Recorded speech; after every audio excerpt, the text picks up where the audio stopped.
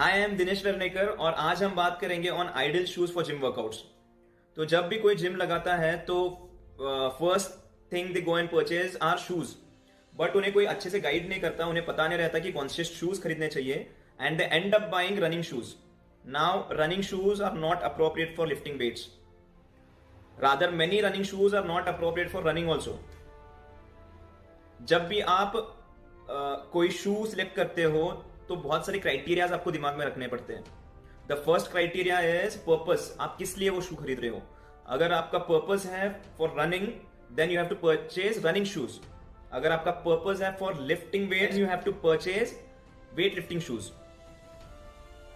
आप weight lifting shoes running के लिए यूज नहीं कर सकते, रनिंग शूज वेट लिफ्टिंग के लिए यूज नहीं कर सकते।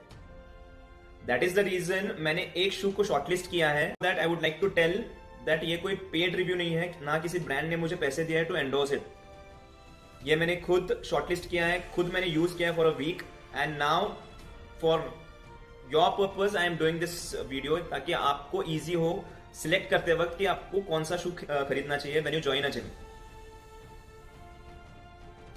सो दीज आर द शूज। ये डिकैथलॉन के हैं, ये एक्वा शूज है। This is not a running shoe nor weight lifting shoe, but I found this appropriate. जब मैं ऑनलाइन शॉपिंग कर रहा था मुझे अच्छा लगा ये। The first reason was because of the flat sole and the thin sole, and second was because of this, ये एयर फ्लो भी बढ़ा देगा। Then I bought this and अब मैंने ये एक हफ्ता मैंने यूज किया है। I have done squats on this, I have done deadlifts on this, I have ran on this. First and foremost ये बहुत ही कंफर्टेबल है। आप जब इसको पहनोगे तो आपको लगता है कि आपने कुछ नहीं पहना, रादर आपको लगेगा कि आपने एक सॉक्स पहना है, विच इज वेरी गुड।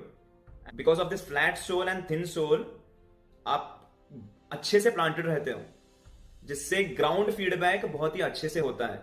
जब आप रनिंग शू पहनते हो उनका सोल बहुत ही थिक होता है एंड फोमी होता है, उससे वजह से क्या होता है ग्राउंड फीडबैक नहीं मिल पाता, आपका जो फीट है वो बराबर से प्लांटेड रूटेड नहीं रह पाता।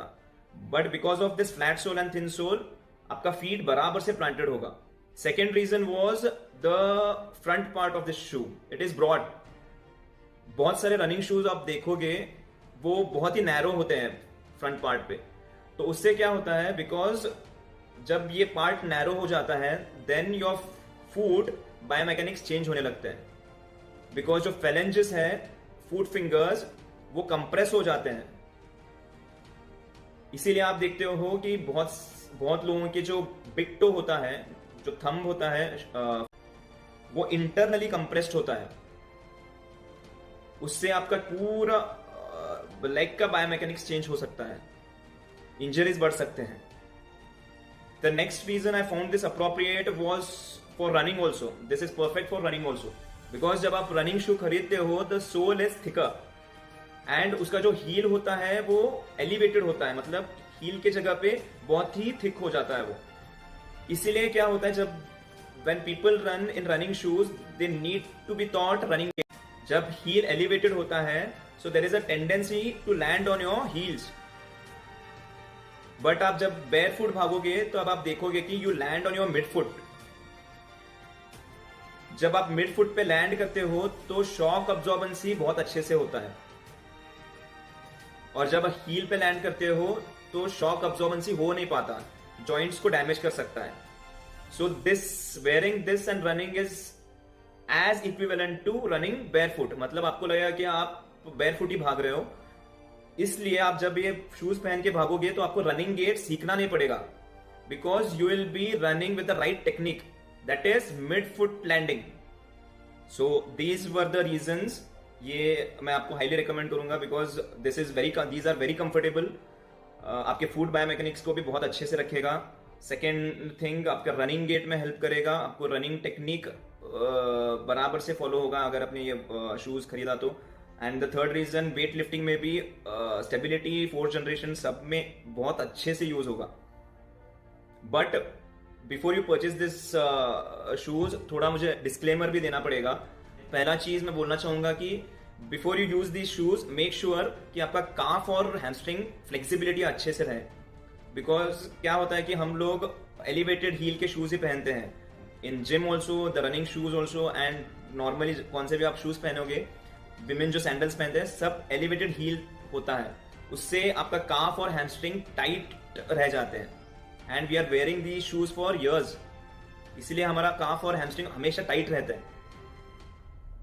तो before using this shoe make sure कि आप अच्छे से स्ट्रेच कर रहे हो, उसको अच्छे से फ्लेक्सिबल कर दिया आपने आपके हैमस्ट्रिंग्स को और काफ्स को, और एल्स आप आपके काफ्स या हैमस्ट्रिंग को डैमेज कर सकते हो, इंजर कर सकते हो, पुल कर सकते हो. सेकेंड रीजन, अगर आपका कोलैप्स्ड आर्च है या फ्लैट फिट है, कंसल्ट पोडियाट्रिस्ट जो कि फूड डॉक्टर होते हैं. एक इंसोल डिजाइन करके देंगे जिससे आप वो इंसोल इंसर्ट कर सकते हो अपने शूज में, and you can use it while running and while you are wearing these shoes while performing an activity, and whole day you can wear those insoles, जिससे आपका जो फूड बायोमेकेनिक्स है वो परफेक्ट रहे. और अगर वो नहीं अच्छे से रहेगा तो फिर it can create damages and injuries in other parts of the body. Advance level पे हो, सुपर एडवांस लेवल पे हो, you are lifting weights double your body weight, आप स्नैचेस करते हो, आप क्लीन एंड जर्क्स करते हो, अगर आप स्क्वाट्स करते हो heavy, then I would suggest buy Nike Romaleos और Adidas Adipower which are weight lifting shoes. वो आपके फीट को और स्टेबिलाइज रखेगा, आपके एंकल को और स्टेबिलाइज रखेगा. But for an average gym गोअर, these shoes are perfect. You can start with these shoes rather than buying those running shoes and wasting money on that. If you are finding my content useful, valuable, do like this video, do subscribe to my channel. Till then, this is Dinesh Varnekar signing off. Thank you.